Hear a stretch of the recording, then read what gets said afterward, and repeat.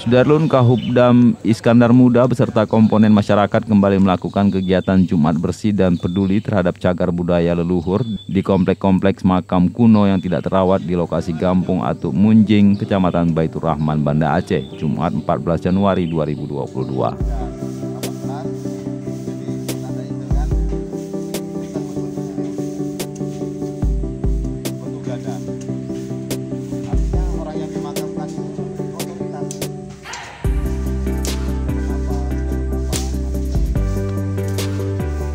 Kegiatan kali ini siswa-siswa Praja IPDN ikut hadir beserta Camat Baitur Rahman, Gesi BPCB, Mapesa, Koramil 14 Baitur Rahman, Polsek Baitur Rahman, mahasiswa Winaraniri, Pramuka, Telkom, pemilik lahan makam, dan masyarakat setempat.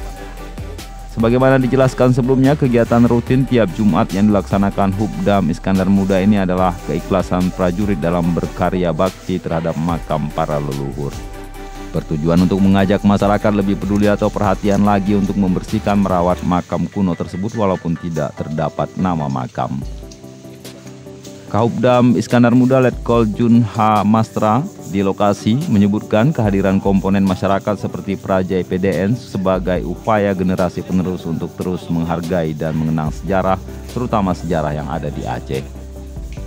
Kahubdam juga berterima kasih atas waktu dan partisipasi segala pihak sehingga acara rutin membersihkan makam kuno tiap Jumat berjalan lancar.